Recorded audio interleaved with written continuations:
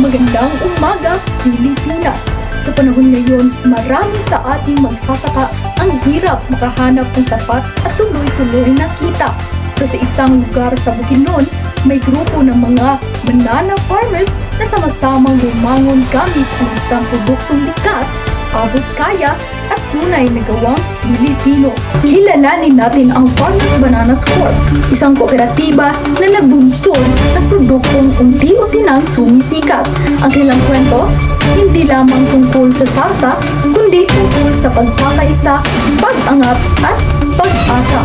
Para mas maintindihan natin ang kwento, nandito ngayon sa studio ang mismong owner ng Banana Blast Ketchup na kasama ngayon ni News Anchor Rosalie Chang. Good morning, Ma'am Merlin. Welcome to our studio. Good morning po and thank you for inviting us. First of all, paano nagsimula ang inyong Banana Blast Ketchup? Okay, so nagsimula ito sa idea na minsan ang produkto na hindi nabibili. Para hindi masayang, we try to develop banana ketchup. A simple idea lang dati pero ngayon naging brand na. Ano po ang inyong goal when you started this product? Dalawa po, livelihood for our farmers and product na masarap, mura at pangasa. Ang Banana Blast po ay gawa ito sa sama-samang effort ng cooperative, the production team, marketing team, and the farmers, lahat may role.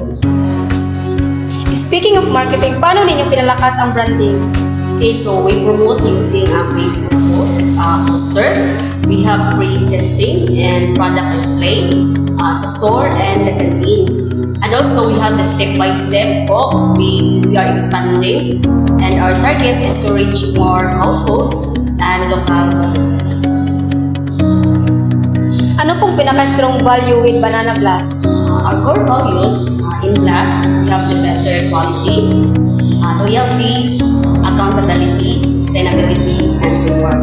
So, diyan po umiikot ang trabaho namin araw-araw. Ang Farmers Bananas Cooperative ay gumagamit ng pastel upang maintindihan ang market environment at makapagplano ng mas epektibong marketing strategies. Para sa politikal, may suporta mula sa gobyerno tulad ng training at livelihood programs na pwedeng makatulong sa kooperatiba. Para sa economic, abot kaya ang presyo ng produkto kaya kaya itong bilhin ng pamilya at maging mga food vendors. Para sa social, mahilig ang mga Pilipino sa banana ketchup kaya mabilis itong maubos at tanggapin sa merkado. Para naman sa technological, gumagamit sila ng online promotion at modernong food processing tools para sa mas mabilis na produksyon at pag-market ng produkto. Para naman sa environmental, sariwang lokal na saging ang gamit kaya mas kakaunti ang waste at mas sustainable ang farming. Para naman sa legal, sila ay sumusunod sa labeling at food safety standards kaya paniguradong ligtas ang produkto para sa mamimili. Ayon sa kanilang marketing plan, target nilang makuha ang 40% na increase sa brand awareness sa loob ng isang taon. Sa pamamagitan nito, mas maraming tao ang makakakilala at makakasubok ng produkto. Kung tataas din ang sales ng 20% bawat buwan, mas lalaki ang kita at mas magiging tuloy-tuloy ang produksyon. Ang pagpasok sa 50 selling outlets tulad ng sari-sari stores, groceries at online sellers ay magpapalawak ng merkado, kaya mas maraming lugar ang maaabot ng produkto. Sa paghabol naman ng 70% ng customer satisfaction, nais nilang masiguro na masaya at satisfied ang mga mamimili. Sa huli, ang pinakaimportanteng layunin ay ang 25 increase sa income ng mga miyembro. Kapag lumaki ang benta, lalaki rin ang kita ng bawat magsasaka na siyang tunay na layunin ng kooperatiba. Nakaka-impress rin ang kanilang 3 taong budget plan na may initial capital na 1 million pesos. Sa unang taon, mayroong 845,000 pesos na budget para simulan ang produksyon at marketing ng Banana Blast Ketchup. Sa ikalawang taon, tumaas ang budget sa 910,000 pesos upang mas mapalawak pa ang distribusyon. Sa ikatatlong taon naman, umabot sa 1,020,000 pesos ang pondo para mas mapalakas ang brand at makapag-produce ng mas maraming produkto. Sa kabuuan, malinaw na planado ang gastos bawat taon para sa paglago at tagumpay ng negosyo.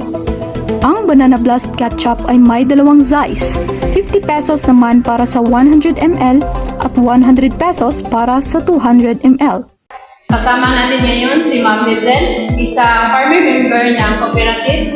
Magandang araw po, Ma'am Lizel. Magandang araw din po, Miss Nerdy. Paano po nakatulong ang Banana Blast sa inyo?